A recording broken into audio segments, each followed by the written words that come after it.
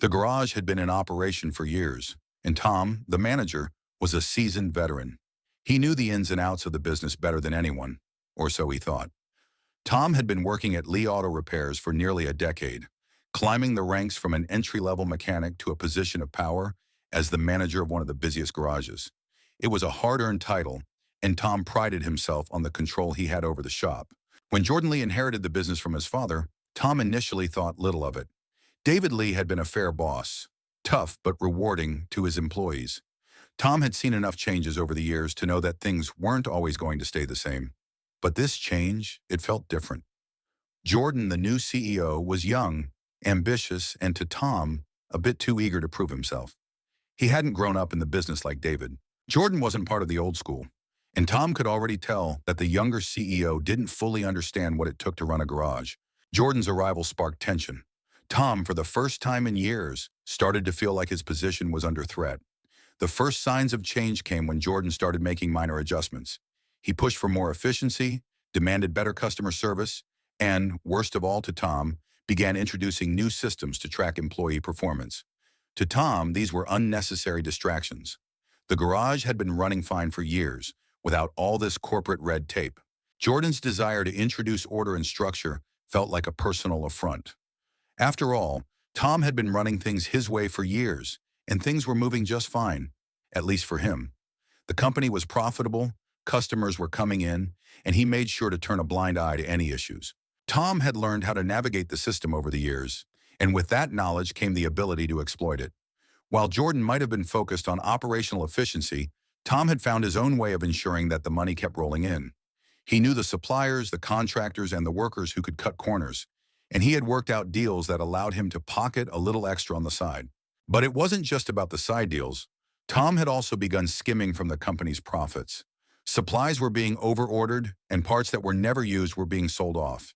He had a network of people who took advantage of the garage's outdated tools and resources, and it had been working perfectly for years. Tom had created his own little system where everyone turned a blind eye, including the workers who trusted him. Tom didn't see the harm. After all, the company was making money, the employees were working hard, and no one was the wiser. Sure, some complaints started rolling in: long wait times, customers upset about bad repairs, and mechanics overworked with outdated tools. But to Tom, these were just minor inconveniences. People would always complain, and it was part of the job. In his mind, no one would actually leave over a little inconvenience. The customers always came back. Jordan's growing focus on customer satisfaction and employee well-being made Tom uncomfortable. He didn't care about these ideals. They didn't help him line his pockets or maintain his position of control. Jordan was young and didn't understand the industry like he did. Tom had been in the trenches for years, and he knew the real way to get things done, or so he thought. Jordan's suggestions felt like interference, and soon Tom started feeling like his way of doing things was being challenged. The turning point came when Jordan decided to go undercover. After hearing the increasing complaints about poor service, long wait times, and unsafe working conditions, he couldn't ignore it any longer. He suspected something was wrong, but he didn't know exactly what. So to get to the heart of the problem, he disguised himself as a regular mechanic, using the name John, to see for himself. Tom, busy with his usual operations, didn't pay much attention when a new worker, wearing worn-out clothes and acting like just another mechanic, showed up at the garage. He assumed it was just another recruit hired by Jordan to fill in the gaps. Little did Tom know that this new employee was none other than the CEO himself, Jordan Lee, coming to discover the truth behind the complaints. At first, everything seemed fine. The usual chaotic buzz of the garage continued as mechanics scrambled to keep up with the flood of cars needing repairs.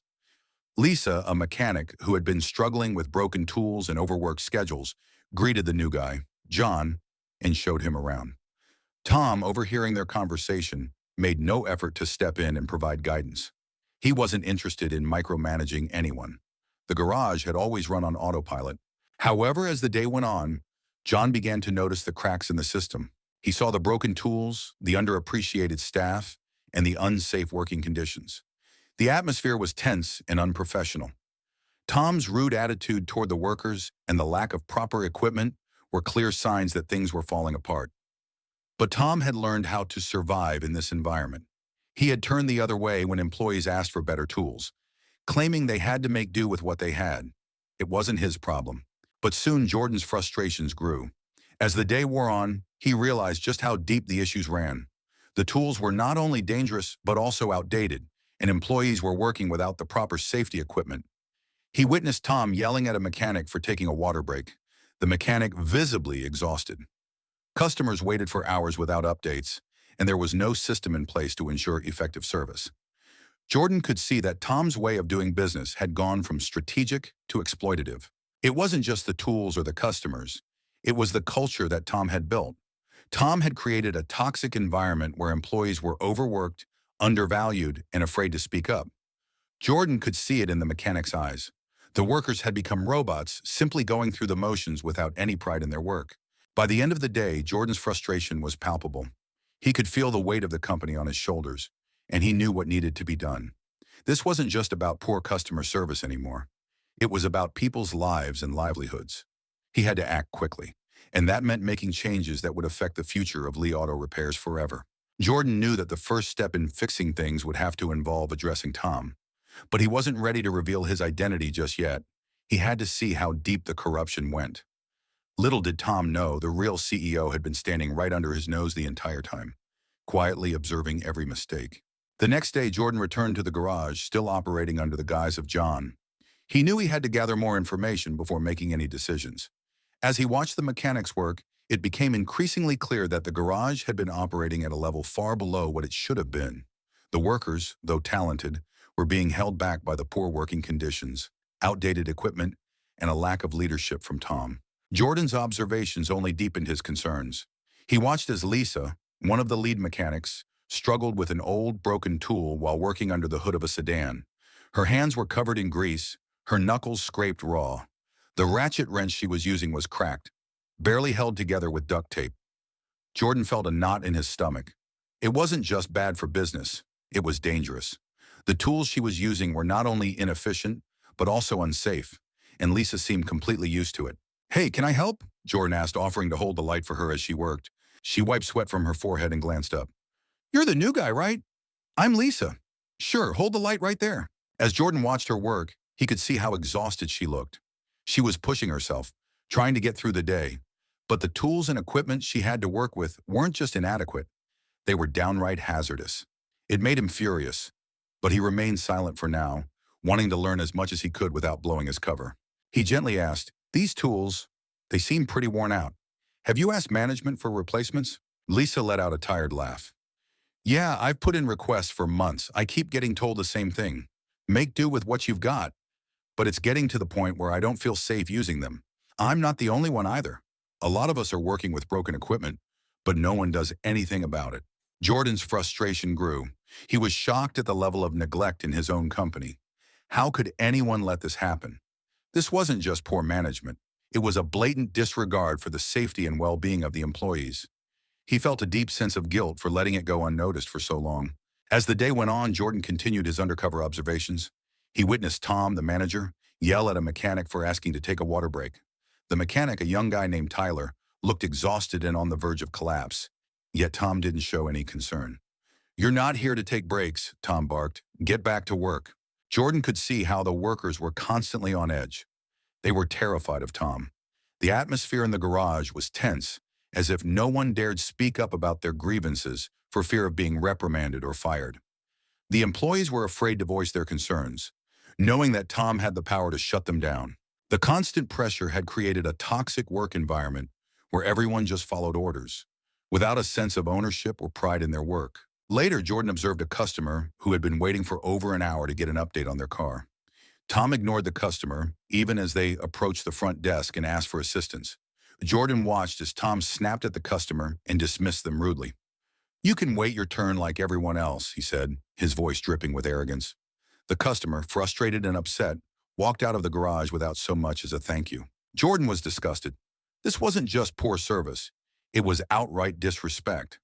He had heard complaints from customers about long wait times and bad repairs, but seeing it firsthand, he realized that the problem wasn't just with the work being done, it was with how the customers were being treated. There was no professionalism, no sense of responsibility from the management team, and it was having a direct impact on the business. By now, Jordan had gathered enough information to make a decision. He knew that something had to change, and fast. It wasn't just the equipment or the long wait times, it was the culture. Tom had fostered a culture of fear, neglect, and complacency, and it had infected every corner of the garage. Employees were working in unsafe conditions, customers were being treated poorly, and the garage was slowly falling apart. As he walked through the garage, Jordan saw more signs of neglect. Oil spills were left on the floor, tools were scattered around carelessly, and some of the lifts were so old that they looked like they might break at any moment. The workers were doing their best, but they were being held back by bad management and poor resources. The garage, which should have been a place of productivity and efficiency, was now a reflection of Tom's failure as a manager. Jordan's heart sank as he thought about the company his father had built. David Lee had always prioritized quality service and respect for the employees. But under Tom's leadership, everything had been compromised. Jordan knew that if he didn't take drastic action soon, the company would spiral out of control. That night, Jordan stayed in the garage after hours, taking a long look at the mess around him. The damage was clear, and he knew it would take more than just a few changes to fix things. It would take a complete overhaul. Jordan couldn't stay silent any longer. After weeks of observing the dysfunction at his garage, he had seen enough. The business was deteriorating fast, and he couldn't afford to let his father's legacy crumble under Tom's reckless management. The time had come for Jordan to take action. The first step was clear. Tom had to go. Jordan knew that as long as Tom was in charge, the garage would never change. He was the root of the problem, and without removing him, no real progress could be made. But firing someone wasn't a decision Jordan took lightly. Tom had been with the company for years, and the employees had come to depend on him, even if he was toxic. However, Jordan understood that sometimes the hardest decisions were the most necessary. The following morning, Jordan showed up early, still undercover as John, to get one last look at how things were running. The shop was already in chaos. Employees running around like headless chickens, cars piling up in the bays, customers getting frustrated. Tom was nowhere to be seen as usual, hiding in his office, avoiding the responsibility that came with his title. Jordan walked up to Lisa, who was struggling again with a cracked tool while trying to fix a car. She didn't even look up when he approached her. He could tell she was used to being ignored. "Need any help?" Jordan asked. Without looking up, Lisa replied tiredly, "We could always use some help here. But there's not much we can do with the tools we have. If we had new ones, maybe things would move faster." Jordan could feel his frustration building. How could this have gone on for so long? He had to fix this, and fast. He turned and walked toward Tom's office. When he entered, Tom was lounging back in his chair, scrolling through his phone. He didn't look up as Jordan approached the desk. Tom's arrogance was palpable. He truly believed nothing was wrong. "Tom, we need to talk," Jordan said, his voice steady but cold. Tom raised an eyebrow. "About what? Is this some sort of complaint?" he sneered. "You new guys always have something to complain about." Jordan took a deep breath, trying to maintain his composure. "I've been watching, Tom, and I've seen enough. You're mismanaging this place. The employees are working with broken tools, the customers are being mistreated, and this place is falling apart. You've created a toxic environment, and I'm not going to let this continue." Tom laughed, clearly dismissing Jordan's words. "You think you can come in here and tell me how to run this place? I've been doing this for years. I know what I'm doing." Jordan's patience was wearing thin. "You've been doing it all wrong, and now it's time for change." Without another word, Jordan pulled out his phone and dialed the number. "You're fired. Pack your things and leave, Tom. Effective immediately." Tom's face twisted with disbelief. "You can't do this. I've been here longer than you. I built this place up." But Jordan didn't let him finish. "No, you didn't. You've been running it into the ground," Jordan said firmly, "and I won't let it continue." Once Tom was gone, the atmosphere in the garage changed almost immediately. The workers were stunned at first, unsure of what had just happened. But then they began to see it, Jordan's commitment to change. Jordan brought in Rachel, an experienced operations manager who shared his vision for the company. She had a reputation for transforming failing businesses, and Jordan knew she was the right person for the job. Rachel immediately set to work, assessing the garage's broken equipment in disorganized environment. The transformation started with the basics. New tools were ordered, broken lifts were repaired, the old stained floors were scrubbed clean. Jordan wasn't just going to stop at equipment. He wanted the entire company culture to shift. Employees had to feel valued, supported, and respected again. Rachel and Jordan took the time to talk to each employee, getting feedback about their concerns and needs. They discovered that most of the workers were simply afraid to speak up under Tom's management. They had felt helpless, stuck in a system that didn't prioritize their well-being. But with Jordan's leadership, they started to feel hopeful again. One of the most important things Jordan implemented was better communication. No more ignoring workers' concerns or avoiding difficult conversations. Rachel set up regular team meetings, and Jordan made sure to check in with employees regularly. He wanted them to know that their voices mattered. In the weeks that followed, the garage began to change in ways that Jordan hadn't expected. The employees, re-energized by the new leadership, began to take pride in their work. The garage became more organized, more efficient, and, most importantly, the atmosphere became healthier. Lisa, once frustrated by the lack of resources, was now working with new tools and was even teaching newer mechanics the importance of taking care of the equipment. The customers also started noticing the improvements. The once chaotic garage was now running like a well-oiled machine, and the employees, now empowered, treated every customer with respect. Word spread. Lee Auto Repairs was a company that had learned from its mistakes and had made the right changes. The changes that Jordan had implemented began to take shape quickly, and the results were palpable. The garage, once a place of tension and chaos, was now thriving with a renewed sense of purpose and team spirit. Every day, Jordan walked through the garage, watching the workers with a sense of pride. He had seen firsthand how neglect and poor management had almost destroyed his father's legacy, but now he was watching it come back to life. The renovations to the garage were only the beginning. The employees, led by Lisa, Tyler, and others, felt more valued and empowered. Rachel, who had proven to be the right choice, had done a stellar job rebuilding the operational processes. The old, broken tools had been replaced, and the employees no longer feared for their safety on the job. There was a new sense of professionalism among them, and the culture that Jordan had hoped for was finally taking root.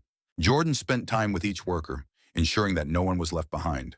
Tyler, the young mechanic who had been worn down by years of overwork and mistreatment, now showed confidence. His posture had changed. His confidence was evident as he took ownership of his tasks and even started training other employees on the new processes Jordan had implemented. And then there was Lisa. She had been one of the most vocal in complaining about the state of things before Jordan stepped in. She had been working with broken tools, getting by with the bare minimum. Now, with the right tools and the proper support, she was able to do her job efficiently and with pride. Her attitude changed too. No longer frustrated, she was becoming a mentor to the newer employees, teaching them the importance of craftsmanship and proper care.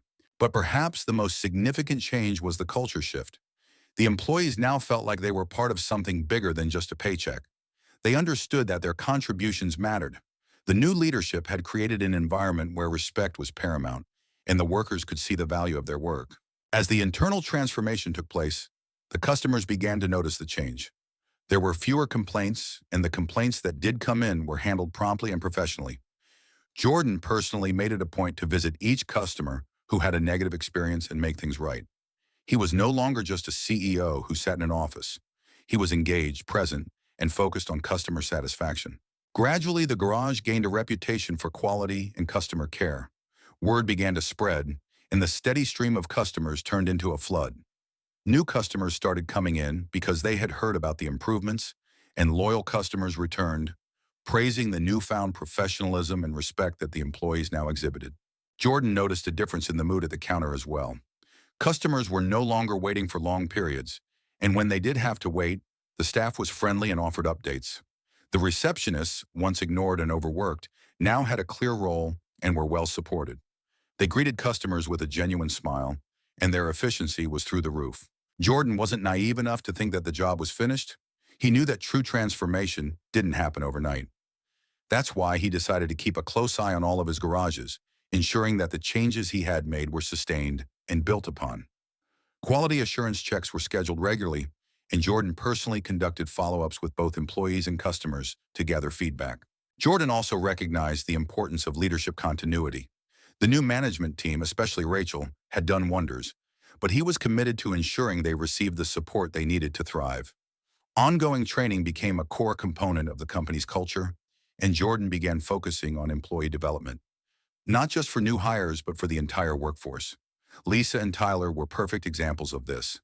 Both were now actively involved in mentoring, passing on their skills to younger workers and contributing to the company's long-term success. Jordan's efforts didn't stop with the employees. He ensured that every garage was equipped with the best tools, safety equipment, and technology. He wanted the company to be seen not just as a reliable auto repair service, but as a leader in the industry when it came to quality and customer satisfaction. As time passed, the garage that once faced certain ruin began to blossom into something far more than just a place to fix cars. Jordan's leadership, rooted in fairness, respect, and accountability, became a model for the other garages in the company. The culture he had created was one where employees could see the results of their hard work and were rewarded for it. There was no more fear of being fired at the drop of a hat. Instead, there was a sense of security, a sense that their contributions mattered. Jordan's commitment to respecting his employees and investing in their success had paid off. As the business grew, so did the company's reputation. Employees were happy, customers were satisfied, and the company's revenue steadily increased. Jordan felt a sense of pride in knowing that he had turned things around, not just by improving the business, but by making it a place where people wanted to work and where customers felt truly cared for. The lessons Jordan learned from the failure of Tom's leadership shaped his approach to running the company. He learned that trust and respect were the foundation of a thriving business. The company had been built on the back of hard work, and with the right leadership, it could continue to flourish. Jordan's story became a testament to the power of transformational leadership, how one person's determination could change the entire trajectory of a business and make it something greater than it ever was before. It was an ordinary morning when Sarah Washington, a well-respected elderly woman in her early 70s, walked into Grandview Hotel, a luxury establishment known for its impeccable customer service and high-end clientele. Sarah, a proud black woman who had lived a full life full of wisdom and dignity, had been a long-time customer at Grandview. She had visited the hotel countless times over the years, often attending high-profile events and enjoying the luxurious accommodations. On this particular day, she was just coming in to check out the spa and grab a cup of coffee at the hotel's cafe. But this morning was unlike any other. As Sarah stepped inside the hotel's grand lobby, her cane tapping lightly on the marble floors, she walked confidently toward the front desk, expecting the usual warm greeting. She smiled politely at the receptionist, Emily, a young woman in her late 20s who had just started working there a few weeks ago. "Good morning. I'd like to check in for my spa appointment," Sarah said, her voice calm and friendly. But Emily, who had been glancing down at her phone, looked up with an expression of clear irritation. Her gaze flicked over Sarah, sizing her up, and for some reason, an invisible barrier seemed to come between them. Emily didn't respond right away, but her eyes narrowed as she looked at Sarah's modest attire, a simple dress and cardigan, compared to the upscale outfits of other guests in the lobby. "I'm sorry, but I don't think you belong here," Emily said, her voice cold and dismissive. Taken aback, Sarah's face softened in confusion. "Excuse me?" she asked, her voice trembling slightly, both from the shock and the weight of the judgment she had just faced. Emily's tone was sharp, her posture rigid. "I said, I don't think you belong here. You don't look like you're supposed to be in a place like this," she added, her eyes lingering on Sarah's bag. A simple cloth purse that Sarah had carried for years, a sentimental gift from her late husband. Before Sarah could say another word, Emily reached down and grabbed a glass of water from the front desk. With no warning, she threw the cold water at Sarah's chest. The shock of the water splashing against her skin made Sarah gasp, her hands instinctively raising to shield her face. She stumbled backward, stunned by the humiliation. "Get out of here," Emily snapped, her words dripping with disdain. "We don't serve people like you. You're causing a scene." Sarah stood frozen for a moment, water dripping down her dress, but she refused to let tears fall. The sting of what had just happened was far deeper than any cold water could inflict. She had worked hard all her life to be respected, to show that she belonged in any space she walked into. And here, in a hotel she had frequented for years, she had been treated like an outsider. No, worse, like someone who didn't even deserve basic human decency. But Sarah was no stranger to racism. She had faced it all her life, from childhood in the segregated South to adulthood as she built a successful career. She knew what discrimination looked like, and now she felt the weight of it in a place she thought was above such petty hatred. Without saying a word, Sarah turned and walked out of the hotel lobby, the stares from other guests heavy on her back. Her dignity, however, remained intact. As she stepped outside into the bright sunlight, she knew what she had to do. She would not let this go unchallenged. Just minutes later, Marcus Washington, the CEO of Grandview Hotels, arrived at the lobby. Marcus was a man of presence, and his reputation as a successful black entrepreneur in the luxury hospitality industry preceded him. He had worked hard to build Grandview Hotels into a global brand, opening branches across major cities worldwide. His expertise in the industry and dedication to inclusivity had earned him respect from colleagues and competitors alike. Marcus had just returned from a business trip abroad, looking forward to catching up on company matters and meeting with the executive team. As he walked into the hotel, his sharp eyes caught the tail end of Sarah's departure. He saw her, his grandmother, walking out the door with her shoulders back, but her face tense. Something wasn't right. "Grandma?" Marcus called out, rushing over to her. When Sarah turned to face him, her face was a mask of calm, but he could see the hurt in her eyes. "Grandma, what happened? Why are you leaving?" Marcus asked, concern and confusion filling his voice. Sarah hadn't told him about any appointment, and he was surprised to see her leaving so abruptly. Sarah hesitated, her hands gripping her purse tightly. "They threw water on me, Marcus. The receptionist, Emily. She told me I didn't belong here, that I was causing a scene. I didn't even get a chance to explain." Marcus's face hardened as his grandmother spoke. He had always admired her strength, but this was a level of disrespect he couldn't ignore. He had worked hard to build a company that celebrated inclusivity, fairness, and respect. And here was his own family member being publicly humiliated in one of his hotels. He clenched his fists, his jaw tightening. He knew that, as the CEO, he had the power to make things right. But more importantly, he knew it was his responsibility to ensure that nothing like this ever happened again, not to his family, nor to anyone else who walked through the doors of Grandview Hotels. "I'll take care of this, Grandma," Marcus said firmly. "This is unacceptable. You stay right here. I'm going to make sure Emily understands exactly how serious this is." Part 2. The CEO's response and consequences for the employees. After hearing his grandmother's account of what happened in the lobby, Marcus's anger swelled inside him like a storm. He took a deep breath, calming himself, but the fire within was undeniable. He had spent years working tirelessly to build his reputation, making sure that Grandview Hotels stood as a symbol of excellence, inclusivity, and respect for all. But this incident?